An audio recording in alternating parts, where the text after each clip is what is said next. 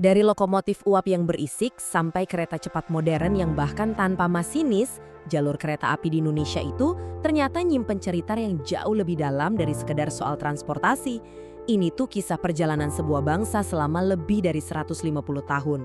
Yuk, kita telusuri bareng-bareng gimana rel-rel baja ini ikut membentuk Indonesia.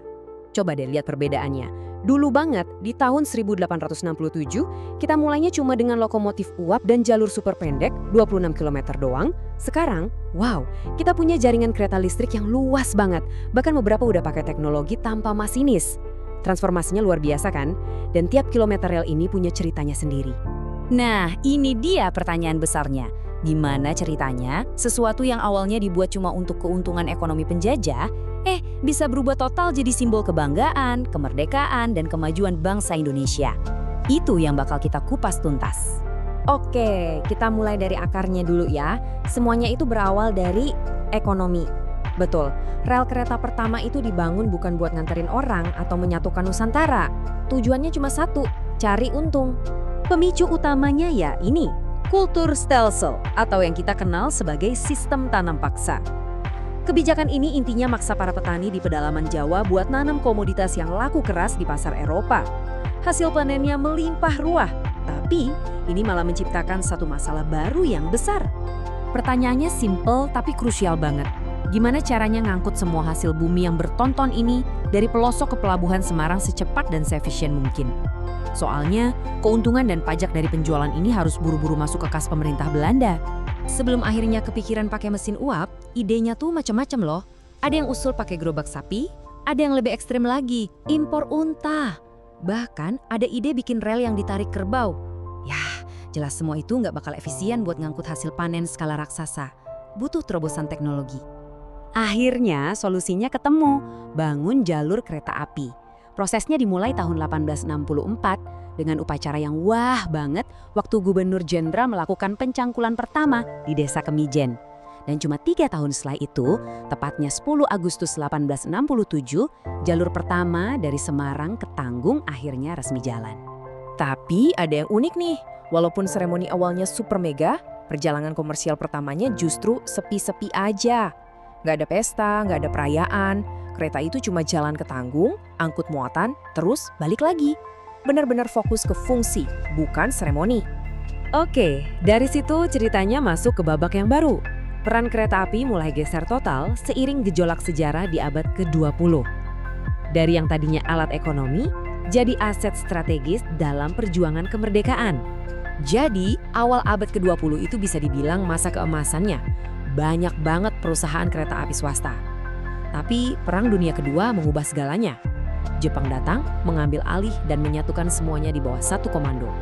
Nah, puncaknya itu tanggal 28 September 1945 saat para pekerja kereta api Indonesia dengan berani merebut kendali kantor pusat di Bandung.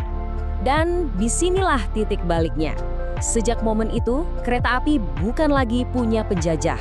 Ia jadi milik bangsa Indonesia. Fungsinya bukan lagi cuma buat ngangkut barang dagangan, tapi jadi urat nadi dan simbol dari negara yang baru aja merdeka. Sekarang kita lompat jauh ke era modern. Setelah puluhan tahun berjalan, ada satu reformasi besar di tahun 2005 yang jadi pemicu sistem kereta api canggih yang kita nikmati sekarang ini. Kuncinya tuh di sini. Dulu, sebelum 2005, yang menjalankan kereta sekaligus yang bikin aturan itu satu lembaga yang sama. Nah, ini diubah. Pemerintah membentuk DJKA sebagai regulator alias wasitnya, sementara KAI fokus jadi operator alias pemainnya. Pemisahan peran ini penting banget buat akuntabilitas dan kemajuan. Dengan adanya pemisahan ini, tujuannya jadi jelas. Bikin kereta api lebih aman, harganya terjangkau lewat subsidi, nyambungin lebih banyak daerah, dan pastinya jadi lebih modern, efisien, dan bisa diandalkan. Semua ini adalah hasil langsung dari reformasi kelembagaan tadi. Dan sekarang, kita semua bisa melihat hasilnya.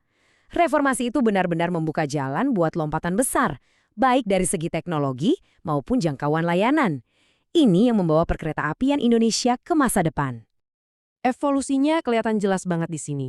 Kita berangkat dari lokomotif uap, terus pindah ke kereta listrik yang efisien, dan sekarang kita bahkan udah punya teknologi canggih seperti kereta tanpa masinis di sistem LRT. Ini benar-benar lompatan kuantum dalam 1,5 abad. Dan yang keren, kebangkitan ini nggak cuma terjadi di Jawa loh. Jaringan kereta api juga terus dibangun dan dihidupkan lagi di pulau-pulau besar lain, seperti Sumatera dan Sulawesi.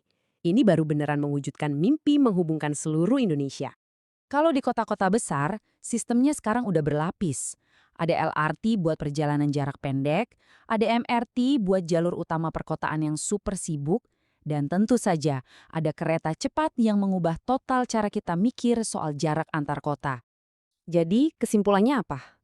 Rel dan kereta ini tuh bukan cuma sekedar besi dan mesin. Mereka adalah cerminan hidup dari perjalanan panjang bangsa Indonesia. Dari masa eksploitasi kolonial, perjuangan kemerdekaan, sampai ambisi kita hari ini untuk jadi negara yang maju dan terhubung.